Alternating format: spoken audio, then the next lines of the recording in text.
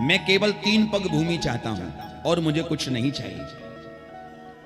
बलि को बड़ी हंसी आई और बलि हंस के बोले, महाराज अहो ब्राह्मण दायाद बाचस्ते वृद्ध सम्मते। आप कैसे ब्राह्मण हैं? आए तब तो इतनी बड़ी बड़ी बातें कर रहे थे कि हम तुम्हारे दादा को परदादा को सबको जानते हैं। बातें तो तुम्हें बड़ी बड़ी करना आता है, लेकिन मांगना नहीं आता। जितने छोटे तुम हो उतनी छोटी तुम्हारी बुद्धि है।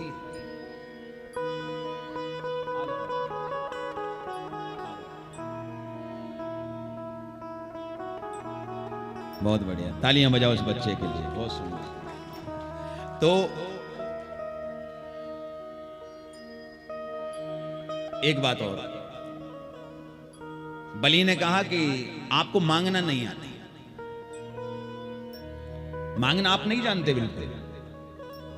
आज इतने बड़े राजा बलि से आपने मांगा तो केवल 3 पग भूमि मांगी, बस। क्या कर लोगे 3 पग में? और पग भी यदि पग जैसे हों, छोटे छोटे से पांव हैं आपके, क्या कर लेंगे आप? भगवान ने कहा, भैया हमने पहले ही कह दिया कि हम संतोषी ब्राह्मण हैं। देना है तो हाँ कर दे और नहीं देना है तो ना कर, कहीं और जाके देखूंगा। मैं तो ठहरा ब्राह्मण, और ब्राह्मण के लिए इस पृथ्वी पर कभी कहीं किसी भी जगह कोई कमी नहीं होती। बोलो राधे राधे।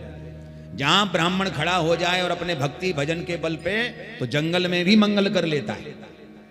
इसलिए बताइए, देना है तो हाँ करो, संकल्प कराओ, नहीं देना तो मैं आगे बढ़ूं। उसी समय जो है राजा बलि ने कहा, सरकार मैं देता हूं, चलो संकल्प कराओ।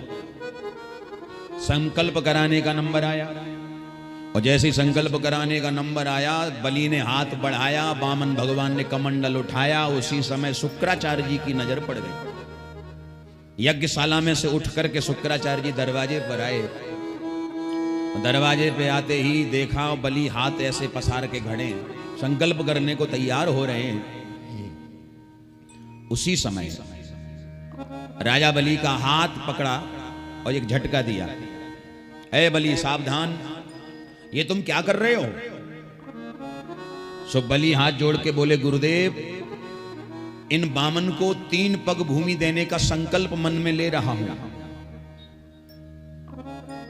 जैसे ये बात कही,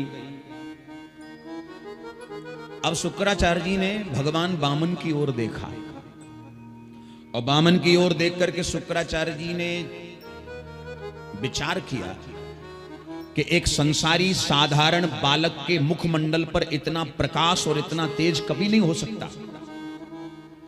निश्चित है ये कोई ना कोई अवतार हैं। और जो ही ध्यान लगाकर शुक्राचार्य जी ने देखा, तो वामन भगवान के अंदर ही चतुर्भुज नारायण का दर्शन हो गया। बोलो नारायण भगवान की जय हो। शुक्राचार्य जी ने बलि का हाथ झटका और कहा, सावधान बलि, बहुत बड़ी तुम भूल करने जा रहे हो। ये वामन 53-54 नहीं है, तो ऐस बैरोचने साक्षात भगवान विष्णुर अव्ययः कश्यपाद अदितिर जातो देवानाम कार्य साधक।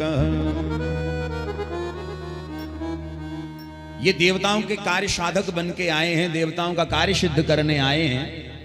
लेकिन हैं कौन? ऐस बैरोचने साक्षात भगवान विष्णु। ये साक्षात भगवान विष्णु है, नारायण है। इसलिए बेटा तू मना कर दे कि तूने संकल्प मन में नहीं लिया।